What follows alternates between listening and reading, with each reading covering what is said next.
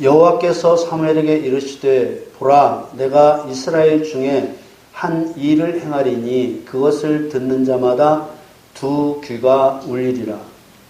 내가 엘리의 집에 대하여 말한 것을 처음부터 끝까지 그날에 그에게 다 이루리라. 내가 그 집을 영영토록 심판하겠다고 그에게 이른 것은 그의 아는 죄악을 인함이니 이는 그가 자기 아들들이 저주를 자청하되 금하지 아니하였음이니라. 그러므로 내가 엘리의 집에 대하여 맹세하기를 엘리 집의 죄악은 재물이나 예물로나 영영이 속함을 얻지 못하리라 하였노라.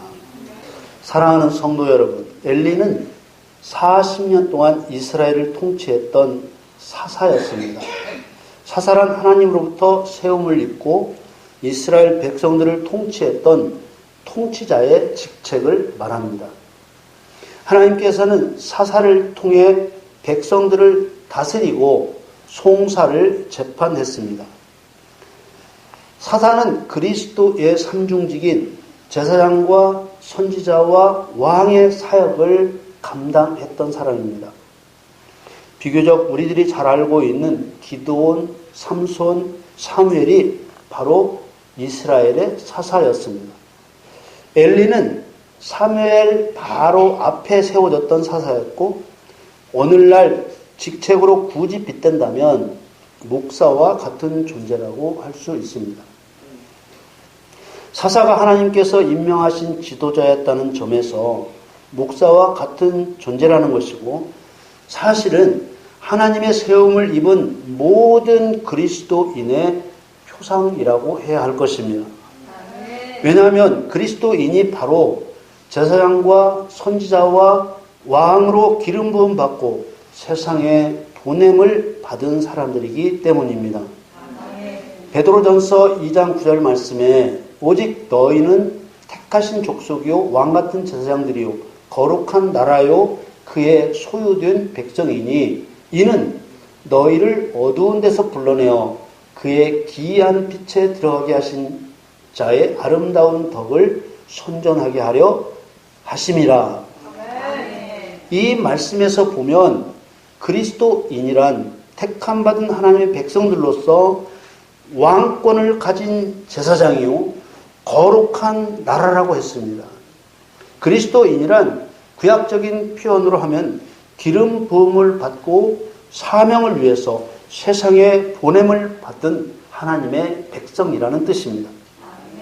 기름 부음이란 구약시대에 제사장이나 선지자나 왕을 세울 때 수양의 뿔에 기름을 채워서 머리에 부었던 모습에서 나온 표현입니다.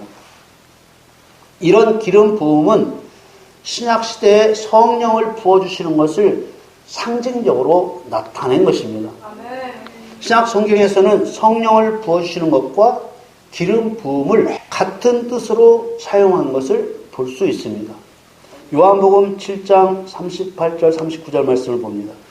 나를 믿는 자는 성경의 이름같이 그 배에서 생수의 강이 흘러나리라 하시니 이는 그를 믿는 자의 받을 성령을 가리켜 말씀하신 것이라. 예수께서는 아직 영광을 받지 못하신 고로 성령이 아직 저희에게 계시지 아니하더라. 실제적인 것은 이 말씀에 나오는 것처럼 성령을 부어주시는 것이고 상징적으로는 기름을 붓는 것인데 신약 성경에서도 기름 부음이라는 표현을 쓰기도 한 것을 볼 수 있습니다.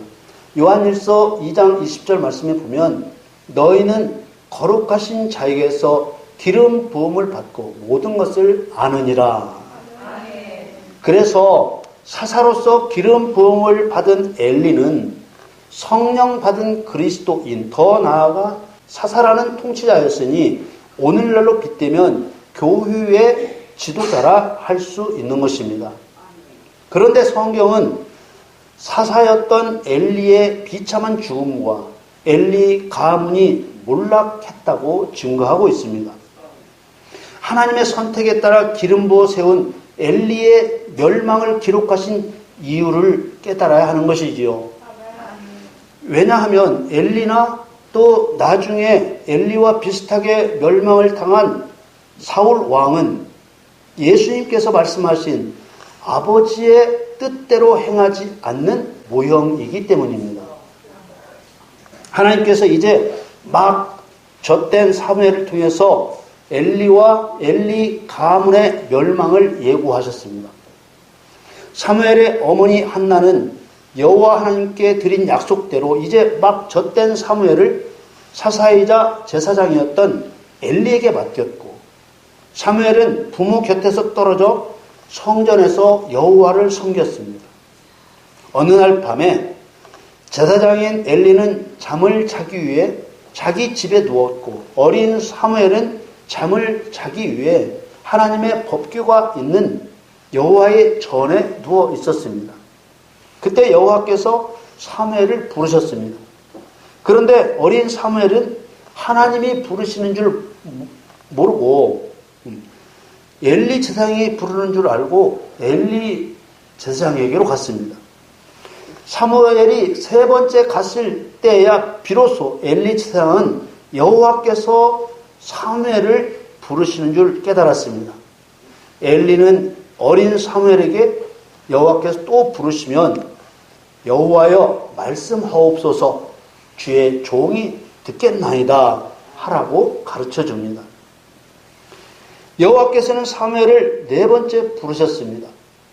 사무엘상 3장 11절 말씀을 보면 여호와께 사무엘에게 이르시되 보라, 내가 이스라엘 중에 한 일을 행하리니 그것을 듣는 자마다 두 귀가 울리리라.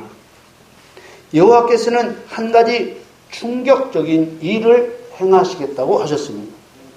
여호와께서 행하시겠다고 하시는 그 한 가지 일은 바로 엘리의 가문을 영원히 멸망시키겠다는 것이었습니다.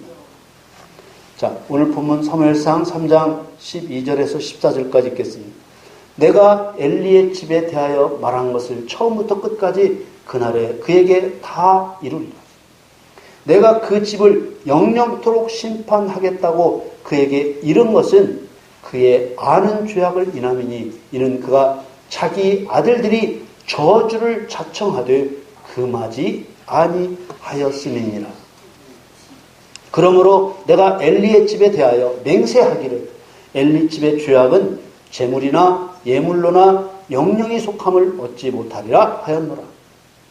엘리의 가문을 멸망시키는 것이 왜 듣는 사람들의 두 귀가 멍멍할 만큼 충격적인 일이 되는 것일까요? 엘리는 여호와께서 기름 부어 세우신 이스라엘의 통치자이자 백성들의 죄 문제를 해결해 주어야 할 제사장입니다. 그런 엘리와 엘리 자식들, 엘리의 가문을 멸망시킨다고 하셨습니다. 여호와께서 거론하시는 엘리의 죄는 자기 아들들의 죄를 금하지 않은 것이라고 하셨습니다. 역시 제사장인 두 아들들의 죄는 여호와의 제사를 멸시한 저주를 자청한 죄라고 하셨습니다. 성경은 이들의 죄상을 상세히 기록하고 있죠. 오늘 우리가 깨닫고자 하는 것은 믿는다고만 하면 천국에 들어가는 줄 아는 그리스도인들이 많은데 기름 부음 받은 제사장도 멸망을 당할 수 있느냐 하는 것입니다. 하나님께서는 그리스도께서 행하실 일들을 기록한 이런 사건들을 통해서 예수 그리스도의 십자가 대속을 믿고 구원받은 성도들에게 무엇을 깨닫게 하시려는 것이냐 하는 것입니다. 아무리 여호와 하나님께서 기름 부어 세우신 제사장이라고 해도 그 제사장의 직분을 감당치 못하면 바로 죄인입니다. 따라서 죄인은 천국에 들어갈 수 없고 영원한 지옥 형벌을 면할 수 없다는 지극히 당연한 사실을 하나님께서는 증거하신 것입니다. 하나님께서 밝히시는 엘리 제사장의 죄목은 앞에서 말씀드린 대로 제사장인 두 아들의 죄를 금하지 않은 것입니다. 엘리 제사장을 통해 미리 보여주는 이 죄목은 신약시대에 그리스도인들에게 일어날 실제적인 죄목인 것이죠. 역시 제사장이었던 엘리의 두 아들 홈리와 비느하스가 여호와의 제사를 멸시한 죄목 또한 신약시대에 그리스도인들에게 일어날 실제적인 죄목의 예표입니다. 예수님께서는 분명하게 구약 성경이 예수님 자신에 대한 글이라고 하셨습니다. 모세 오경뿐만 아니라 선지자들이 기록한 모든 성경은 예수님께서 이 세상에 오시기 전에 기록되었습니다. 이처럼 예수님의 일을 예수님이 오시기 전에 기록했기 때문에 구약 성경은 신약 시대의 예언이라고 하는 것입니다. 또한 구약 성경에 기록된 사건들은 신약 시대에 일어날 실제적인 사건의 예표라고 하는 것입니다. 예표란 구약 시대에 일어났던 사건이 신약 시대에 똑같은 성격의 사건으로 일어난다는 뜻입니다. 똑같은 일이 아니고 똑같은 성격의 사건이 일어난다는 거예요. 다시 말하면 제사장인 엘리가 제사장인 자기 아들들의 죄를 금하지 않은 것과 똑같은 성격의 죄가 신약시대에 목사나 그리스도인들에게서도 나타날 것이라는 뜻입니다. 또 제사장임에도 불구하고 홈리와 비느하스처럼 제사를 멸시하는 죄와 똑같은 성격의 죄가 신약 시대의 그리스도인들에게서도 나타날 것이라는 것입니다. 그리고 이와 똑같은 성격의 죄에 대해 그가 죄로부터 구원받은 목사나 성도라 할지라도 똑같은 심판과 형벌로서 다스리시겠다는 예고인 것입니다. 누가복음 24장 44절 45절 말씀을 보겠습니다. 또 이르시되 내가 너희와 함께 있을 때에 너희에게 말한 바 곧 모세 율법과 선자의 글과 시편에 나를 가리켜 기록된 모든 것이 이루어져야 하리라 한 말이 이것이라 하시고 이에 저희 마음을 열어 성경을 깨닫게 하시고 모세의 율법, 선자의 글, 시편이라 하신 것은 구약 성경 전체를 가리키는 말씀이죠. 그리고 나를 가리켜 기록된 모든 것이 이루어져야 하리라. 이루어져야 한다고 하신 것은 그 구약 성경에 기록된 내용들은 그리스도를 통해서 이루실 예고와 같다는 뜻입니다. 구약 성경의 내용들은 예수님께서 육신을 입고 이 땅에 오신 후로부터 예수님께서 다시 재림하실 때까지 이루어질 일들입니다. 그래서 그리스도께서는 예표적인 구약 성경의 일들을 실제적으로 일어날 일들로 이해할 수 있도록 성경을 깨닫게 하시는 것입니다. 그리스도께서는 그리스도인들이 실천할 수 있도록 지식으로 성경을 이해하게 하시는 것입니다. 그러므로 엘리 제사장의 일이나 역시 제사장인 그의 두 아들에게서 일어난 일들도 그리스도인들이 실천할 수 있도록 실제적인 영의 일로 해석되어야 하는 것입니다. 엘리 제사장과 역시 제사장이었던 두 아들 홈리와 비느하스에 대한 사건의 본질은 아무리 여호와께서 세우신 제사장이라도 여호와께서 율법으로 명령하신 일을 여호와께서 율법으로 정하신 방법대로 행하지 않으면 죄가 되고 멸망을 당한다는 것입니다.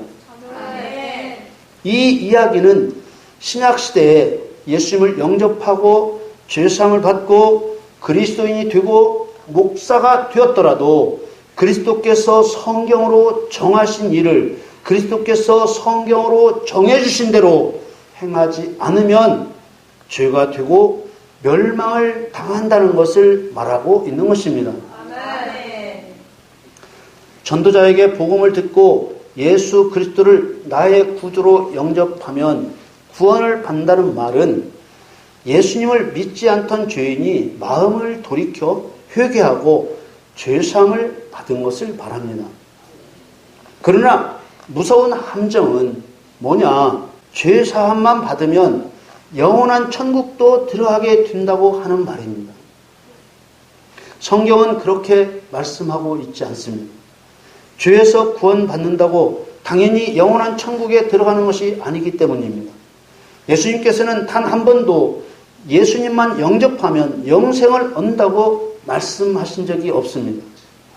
예수님께서는 믿기만 하면 천국에 들어가는 것이 아니라 사람이 물과 성령으로 나지 아니하면 하나님 나라에 들어갈 수 없느니라 이렇게 말씀하셨습니다.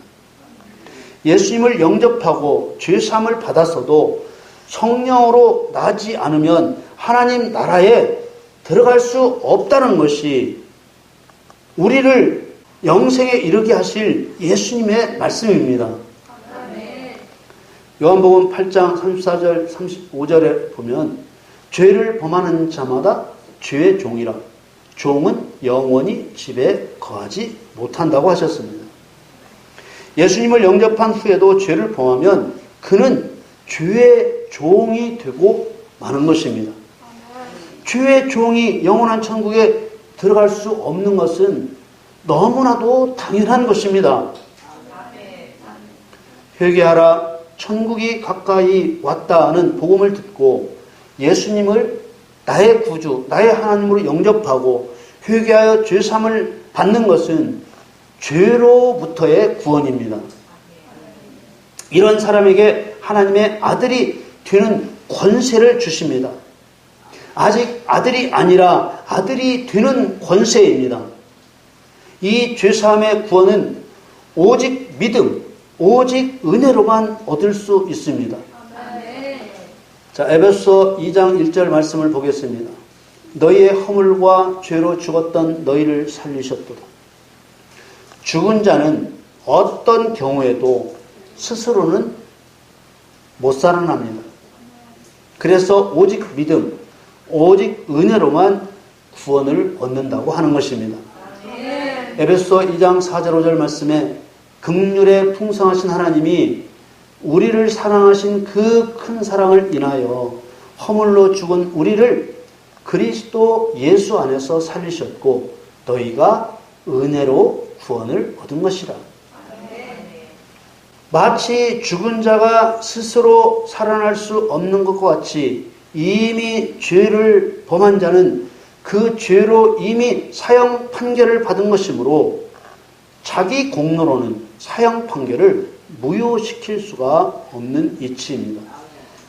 바로 이렇게 은혜로 구원을 받은 사람은 칭의된 의인, 아직 의를 행한 적은 없지만 앞으로 의를 행하면 의인이라고 인정받게 될 그리스도인이라고 말하고 있는 것입니다. 믿음으로 구원받은 사람이라도 성령으로 거듭나서 의를 행치 않게 되면 결국 신앙의 쭉정이가 되고 마는 것입니다. 마태복음 3장 11절에 나는 너희로 회개케 하기 위하여 물로 세례를 주거니와 내 뒤에 오시는 이는 나보다 능력이 많으시니 나는 그의 신을 들기도 감당치 못하겠노라. 그는 성령과 불로 너에게 세례를 주실 것이요 손에 키를 들고 자기의 타작 마당을 정하게 하사 알곡은 모아 곳간에 들이고 쭉정이는 꺼지지 않는 불에 태우시리라. 엘리 제사장이 멸망을 당한 것은 바로 이 쭉정이에 해당하는 사람이기 때문입니다. 믿는다고만 하면 구원을 받는다고 평생을 세뇌 교육을 받아왔기 때문에 아무리 증거의 말씀을 들이대고 설명을 해도 의심하며 믿으려 하지 않습니다. 그러나 분명히 성경은 증거하고 있습니다. 그리스도의 영, 곧 성령이 없으면 그리스도의 사람이 아니라는 것입니다. 로마서 8장 9절 말씀에 만일 너희 속에 하나님의 영이 거하시면 너희가 육신에 있지 아니하고 영에 있나니 누구든지 그리스도의 영이 없으면 그리스도의 사람이 아니라. 또 한 가지 속고 있는 거짓말이 죄사함의 구원을 받을 때 성령도 함께 받는다는 거짓말입니다. 그러나 그렇지 않습니다. 사도행전 2장 38절에 베드로가 가로되 너희가 회개하여 각각 예수 그리스도의 이름으로 세례를 받고 죄사함을 얻으라. 그리하면 성령을 선물로 받으리니. 이렇게 말했습니다. 성령을 부어주심은 선물입니다. 기분대로 주시는 선물이 아니라 꼭 주셔야 할 사람에게 주시는 선물입니다. 승천하신 예수님께서 처음으로 성령을 주신 상황을 보면 어떤 사람에게 주셨는지 알 수 있습니다. 몇 날이 못 되어 성령으로 세례를 받을 것이라는 말씀을 듣고 사도들과 성도들은 마가의 다락방에 모여서 계속 기도했습니다. 이것을 보면 성령 받기를 위해 간절히 기도한 그리스도인에게 성령을 부어주셨음을 알 수 있습니다. 또 사도행전에는 사마리아의 그리스도인들이 성령을 받은 일을 기록하고 있습니다. 사도행전 8장 14절에서 17절 말씀을 보겠습니다. 예루살렘에 있는 사도들이 사마리아도 하나님의 말씀을 받았다 함을 듣고 베드로와 요한을 보내매 그들이 내려가서 저희를 위하여 성령 받기를 기도하니 이는 아직 한 사람에게도 성령 내리신 일이 없고 오직 주 예수의 이름으로 세례만 받을 뿐이로라. 이에 두 사도가 저에게 안수함에 성령을 받는지라. 죄사함의 세례를 받은 사마리아 성도들에게 성령 충만한 사도들을 통해서 성령을 부어주셨지만 더 중요한 요건이 뭐예요? 사마리아인들이 하나님의 말씀을 받아들였다는 것입니다. 그러나 이들이 성령 받는 것에 대해 알지 못했기 때문에 성령 받기를 위해 기도하지는 못했던 것입니다. 사도들은 먼저 사마리아 성도들과 함께 성령 받기를 위해서 기도했습니다. 그러고 나서야 비로소 안수하여 성령을 받게 했던 것입니다. 이런 일들을 보면 성령을 주시는 것이 선물이라고 하신 이유를 알 수 있게 되는 것입니다. 그리고 성령으로 거듭난 사람에게는 반드시 거듭난 증거가 나타난다는 것입니다. 요한일서 3장 8절에 10절 말씀을 봅니다. 죄를 짓는 자는 마귀에게 속하나니 마귀는 처음부터 범죄함이니라. 하나님의 아들이 나타나신 것은 마귀의 일을 멸하려 하심이니라. 9절에 하나님께로서 난 자마다 죄를 짓지 아니하나니 이는 하나님의 씨가 그의 속에 거하며 저도 범죄치 못하는 것은 하나님께로서 났음이라. 10절 이러므로 하나님의 자녀들과 마귀의 자녀들이 나타나나니 무릇 의를 행치 아니하는 자나 또는 그 형제를 사랑치 아니하는 자는 하나님께 속하지 아니하니라. 성령 받은 사람이 죄를 짓지 않게 되는 것은 무엇 때문입니까? 죄와 싸우기 때문입니다.